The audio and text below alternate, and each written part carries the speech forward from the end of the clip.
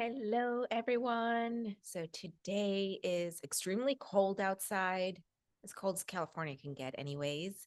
And so we have the fire going and we're cozying up to continue our spiritual awakening on TikTok and Instagram. So let's get into it. Four signs you're spiritually gifted. Number one, do you hear ringing in your ears often? This is a sign of spiritual beings wanting to communicate with you. So be very aware of how you're feeling, what thoughts come to your head, what's your current situation when this ringing happens. That is so true. So I get a lot of ringing in my ears and I stop and I listen. And what I mean by listen, I kind of hear the frequency of what is coming through and I let it, come into my being. And then I look at what am I feeling in this moment? Is it anxiety? Is it happiness? Is it calm? And then I open myself up to receiving. And so I ask to continue to receive what is for my best and my highest. And I also look at my surroundings as well. So she has a really good point there.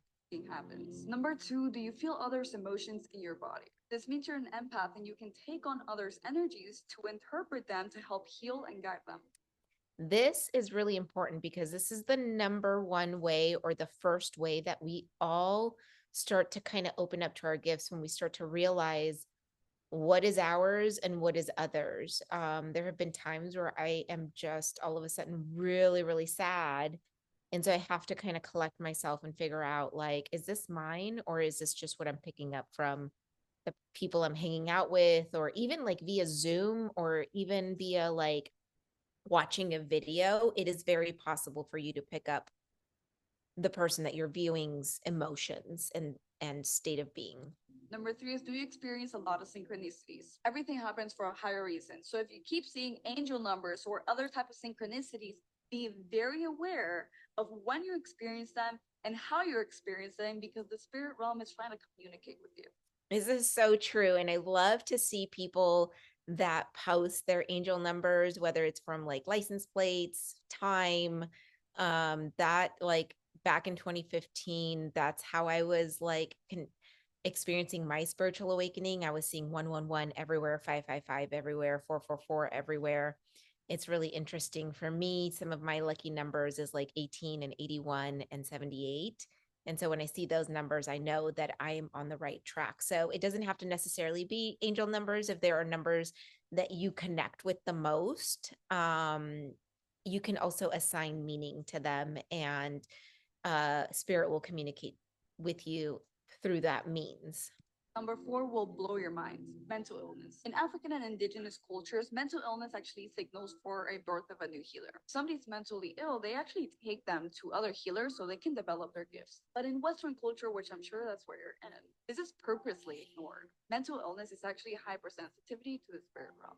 If you're not correctly assisted in developing these gifts, they will become out of control and you will become deranged, therefore actually causing you a mental illness. Do you experience any of these signs? Let me know.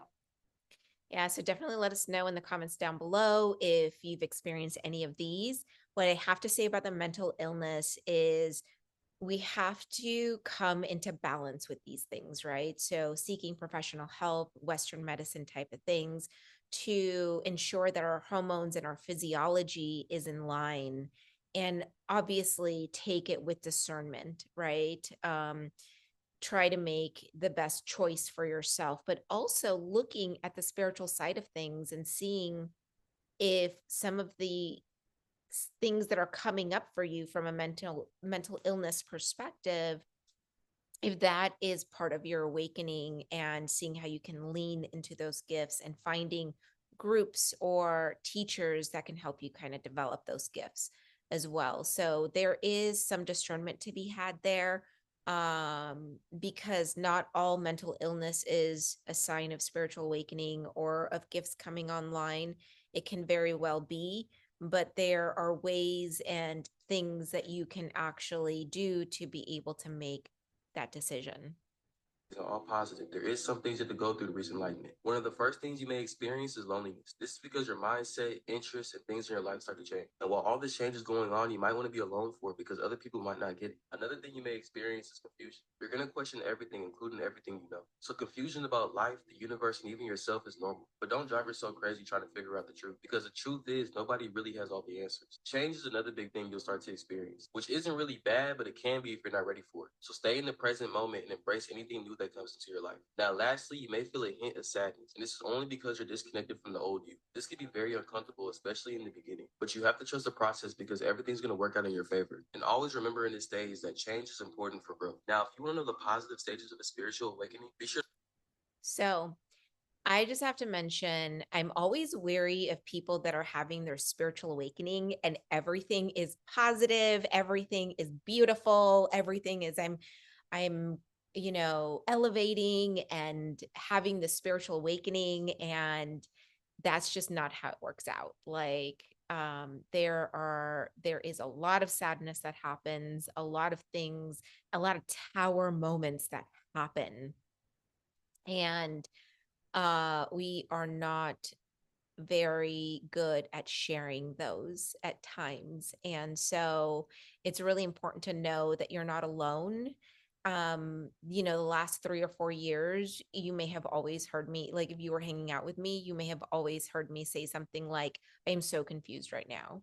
Like that was just like the state that I was in for like 2 or 3 years because nothing made sense to me. And a lot of friendships were falling away, a lot of people were falling away from my circle, my connection to even like siblings and family members was not as strong, and it was because my vibes were changing. I was growing, and I was really leaning into my gifts and really leaning into mindfulness. And so super important to know that it's not all going to be rainbows and butterflies and the love of like life and cycles, and that's just not how it works.